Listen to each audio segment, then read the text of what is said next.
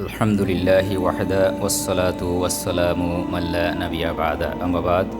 সমস্ত প্রশংসা একমাত্র মহান রব্বুল আলামিনের জন্যে, যিনি আজকের জুমার দিন জেদ্দা ইসলামিক সেন্টারে আসার তৌফিক দান করে দিয়েছেন। সেই রবের প্রতি শুকরিয়া জ্ঞাপন করছি আলহামদুলিল্লাহ। অর্থবর দুরুদ সালাম অবতীর্ণ হোক বিশ্বনবী জনাবে মুহাম্মদ রাসূলুল্লাহ সাল্লাল্লাহু আলাইহি সাল্লামের প্রতি। আল্লাহুম্মা সাল্লি আলাইহি আল্লাহুম্মা বারিক আলাইহি। সম্মানিত উপস্থিতি, আজকের বিষয় হচ্ছে পোশাক পরিচ্ছদের। পোশাক কিভাবে পরতে হবে, কতটুকু পরতে হবে। একজন পুরুষের জন্য আপনি ইচ্ছা করলেই আপনি মন মতো করে উদাসীনতাভাবে আপনি পোশাক পরতে পারবেন না, তাও নির্ধারিত করা আছে। আল্লাহ রসুল সাল্লাল্লাহু আলাইহি সাল্লাম শিক্ষা দিয়েছেন সাহাবীদেরকে কিভাবে পোশাক পরতে হবে। তো রসুল সাল্লাল্লাহু আলাইহি সাল্লাম বলছেন, ওয়ান আবি যাররিন রাদিয়াল্লাহু আনহু আনিন নবী সাল্লাল্লাহু আলাইহি সাল্লাম সালাসাতুন লা ইউকাল্লিমুহুমুল্লাহু ইয়াওমাল কিয়ামাহ ওয়া লা ইয়ানদুরু ইলাইহিম ওয়া লা ইউযাক্কিহিম ওয়া লাহুম আযাবুন আলীম। ক্বালা ফাকারাহা রাসূলুল্লাহ সাল্লাল্লাহু আলাইহি ওয়াসাল্লাম সালাসা মাররা। ক্বালা আবু যার খাবু ওয়া খাসিরু মান হুম ইয়া রাসূলুল্লাহ? ক্বালা আল মুসবিল ওয়াল মান্নান ওয়াল মুনাফিকু সিলআতাহু বিল হালিফিল কাযিব। রাওয়াহুল মুসলিম। রাসূল সাল্লাল্লাহু আলাইহি সাল্লাম বলেন, মা আসফালা মিনাল কা'বাইনি মিনাল ইজারি ফা ফিন্নার। আলহামদুলিল্লাহ। এখানে আল্লাহ রাসূল সাল্লাল্লাহু আলাইহি সাল্লাম বলছেন, সালাসাতুন লা ইউকাল্লিমুহুমুল্লাহু ইয়াওমাল কিয়ামাহ। কিয়ামতের দিন আল্লাহ রব্বুল আলামিন তিন ব্যক্তির সঙ্গে কথা বলবেন না। সালাসা অর্থ কি? তিন ব্যক্তির সঙ্গে আল্লাহ রব্বুল আলামিন কিয়ামতের দিন কথা বলবেন না। তারা কে? এরা হচ্ছে ওরাই, এবং তাদেরকে কি করবেন না? ওয়ালা ইউযাক্কিহিম, আল্লাহ পাক তাদেরকে পবিত্র করবেন না। কথাগুলো লক্ষ্য করবেন, কিন্তু খুব কঠিন হাদিস সেটা। ওয়ালা ইউযাক্কিহিম, তাদেরকে পবিত্র করবেন না। কিসে থেকে? গুনাহ থেকে তাদেরকে পবিত্র করবেন না। ওয়ালা ইয়ানদুরু ইলাইহিম, তাদের দিকে নেক নজরে তাকাবেন না। ওয়ালাহুম আযাবুন আলীম, এবং তাদের জন্য রয়েছে কঠিন শাস্তি। এরা কারা? ক্বালা ফাকারাহা রাসূলুল্লাহ সাল্লাল্লাহু আলাইহি সাল্লাম সালাসা মাররা। রাসূল সাল্লাল্লাহু আলাইহি সাল্লাম তিনবার বলেছেন। যা আবু যার তিনি বলেছেন এই বাক্যটি তিনটি বার বলেছেন। কি বলছেন? ক্বালা আবু যার খাবু ওয়া খাসিরু মান হুম ইয়া রাসূলুল্লাহ। এই সমস্ত হতভাগা এবং বঞ্চিত ব্যক্তি কারা ইয়া রাসূলুল্লাহ? তখন আল্লাহ রসুল বলছেন, ক্বালা আল মুসবিল, যারা টাকনুর নিচে কাপড় ঝুলিয়ে রাখে। কথা বুঝেন? যারা টাকনুর নিচে কাপড় ঝুলিয়ে রাখেন, অর্থাৎ টাকটু থেকে ধরে তারা, আপনার যেমন ধরুন টাকনুর নিচে কি যায়, লুঙ্গি, প্যান্ট, তোপ, জুব্বা ইত্যাদি, যত যেই দেশের যেরকম পোশাক, ওই পোশাক তারা যদি আপনার টাকনুর নিচে পড়ে, তাহলে এই ব্যক্তির সঙ্গে কি করবেন না? কথা বলবেন না, তাদেরকে গুনাহ থেকে পবিত্র করবেন না, তাদের দিকে তাকাবেনও না। তারপরে বলছেন, মা আসফালা মিনাল কা'বাইনি মিনাল ইজারি ফা ফিন্নার। টাকনুর নিচে যেই পরিমাণ কাপড় যাবে অতটুক পর্যন্ত জাহান্নামে যাবে। দুই পায়ের নিচে যে পরিমাণ কাপড় যাবে জাহান্নামে যেতে। আপনি কি মনে করেছেন যে পাটে শুধু জাহান্নামে গেলে আমার পুরো বডিতে তো ভালো আছে? তো যদি পাটায় যদি যায়, তাহলে কি আপনি কি ঠিক থাকতে পারবেন?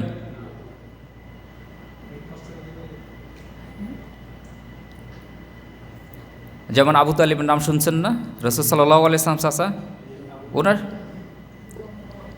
ওনার সবচেয়ে বেশি কি কম শাস্তি হচ্ছে মানে জাহান্নামের জুতা, ঠিক তাও কি এতটুকুই তার মাথার কি টকবক করবে মগজগুলা। তো এখানে একটা বিজ্ঞানের একটা বিষয় আপনাকে বলি, সেটা হচ্ছে যে কেউ যদি টাকনুর উপরে কাপড় থাকে তাহলে উপকারটা হচ্ছে সায়েন্স যেটা স্বীকৃতি দিচ্ছে সেটা হচ্ছে পুরুষের জন্য এটা টেস্টোস্টেরন হরমোনটা তৈরি হয় এবং এটা অক্সিজেনটা তৈরি হয় আর কি। যদি অক্সিজেন তৈরি হয় তাহলে আপনার দৈহিক শক্তিটা বৃদ্ধি পায়। আপনারা জানেন কি জানেন না, বাংলাদেশে যখন আমেরিকার একজন প্রেসিডেন্ট আসছিলেন, সম্ভবত বিল ক্লিন্টন সম্ভবত, উনি যখন আসছিলেন তখন খেয়াল করবেন ওনার টাকনুর উপরে তখন আপনার কাপড় ছিল। কেন ছিল? তাদের সায়েন্স গবেষণা বলছে যে টাকনুর উপরে যদি পুরুষ কাপড় পরে তাহলে তার দৈহিক শক্তিটা বৃদ্ধি পায়, তাহলে তার আর হারবালার কাছে আর যেতে হবে না। এখন তো বর্তমানে হারবালার কাছে দৌড়াদৌড়ি করে ইয়াং ফলা পায়নি। আমি কি কথাটা বুঝাইতে পারছি? ব্যাখ্যার বিশ্লেষণ করলাম না আপনাদেরকে। তো এখন প্রশ্ন আরেকটা করতে পারেন, তাহলে মহিলাদের হরমোনটাই আলাদা, ওনারা যদি টাকনুর নিচেই যদি পড়ে মানে পুরাটা ঢেকে রাখে তাহলে ওদের আবার দৈহিক শক্তি আলাদা, দৈহিক শক্তিটা বৃদ্ধি পায়। যদি উপরে থাকে, যত খোলা থাকবে মহিলাদের, তারা কিন্তু দুর্বল থাকবে, যতই চেহারা সুরুক দেখাক না কেন।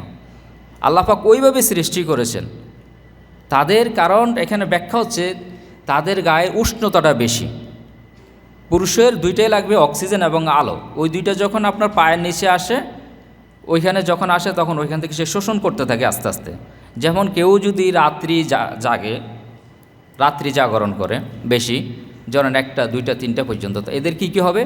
এদের সমস্যা হবে, আপনার ডায়াবেটিস হবে, হার্ট অ্যাটাক হবে, তারপরে আপনার বিভিন্ন ধরনের রোগে আক্রান্ত হবে। কেন হবে? যখন এই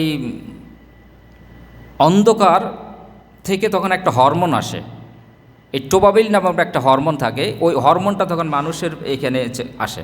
আপনি দেখুন লাইটটা যদি আপনি মানে লাইট চালিয়ে যদি ঘুমান, আপনার ঘুম আসবে না। কেন? ওই হরমোনটা আসতে পারতেছে না বিধায়। ঠিক তেমনিভাবে পুরুষেরও ঠিক আপনার এই টাকনুর নিচে যদি কাপড় যায় তাহলে আপনার পায়ের এই গিটিগুলো ব্যথা করবে দেখবেন। আমি কি বুঝতে পারছি? তো আমি সংক্ষিপ্ত করে বলতেছি, যেহেতু আমাদের আরেকজন ভাই আছে। তো আল্লাহ রসুল বলছেন যে এই ধরনের ব্যক্তিদের সঙ্গে আল্লাহ রব্বুল আলামিন কি করবেন না? তাদের সঙ্গে কথা বলবেন না, তাদের দিকে ফিরেও তাকাবেন না এবং তাদেরকে পবিত্র করবেন না। এরা হচ্ছে কে?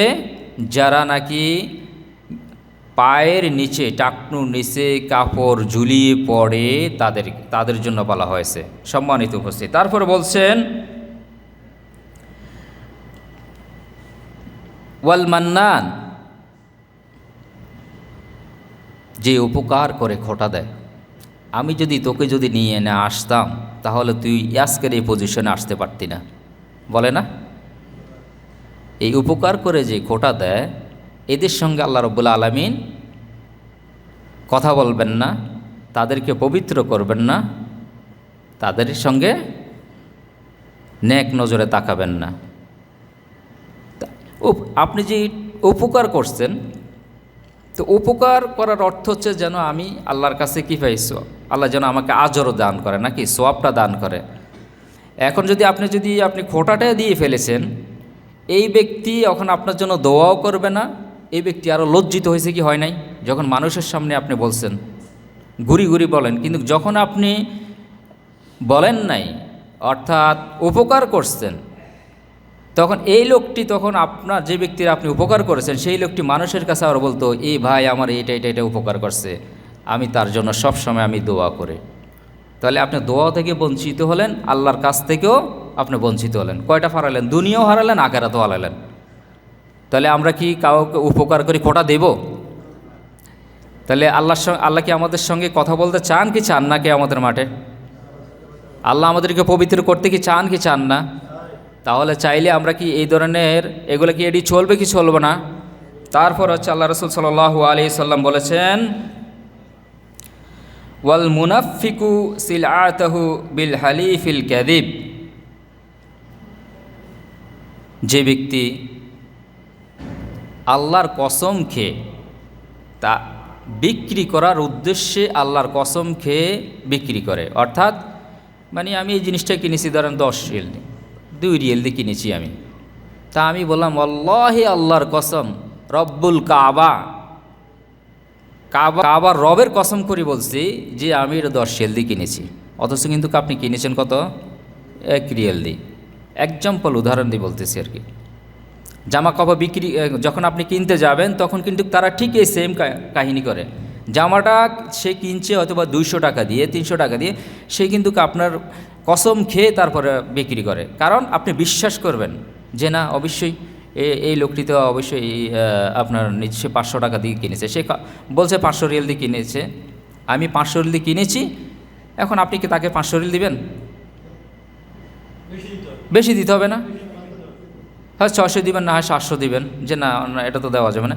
এটাই বলছে আল্লাহ রসুল সাল্লাল্লাহু আলাইহি ওয়াসাল্লাম, যে মিথ্যা কসম খেয়ে পণ্য বিক্রি হবে তাকেও কি করবেন না, আল্লাহ রাব্বুল আলামিন তার সঙ্গে কথা বলবেন না, তার সঙ্গে ফিরেও তাকাবেন না, তাকে পবিত্র করবেন না।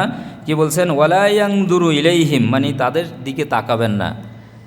তা আল্লাহ যদি আপনার দিকে যদি না তাকান কিয়ামতের মাঠে, তাহলে আমার আর আপনার কোনো বাঁচার কোনো ক্ষমতা আছে? যদি তিনি যদি তার রহমত দ্বারা যদি পবিত্র যদি না করেন, তাহলে আমাদের কিছু করার আছে? আমার ভাইরা, এই ছোট্ট ছোট্ট হাদিস থেকে আমাদের কিন্তু শিখতে হবে, কিন্তু ছোট ছোট হাদিস থেকে আমাদের শিখার বিষয়।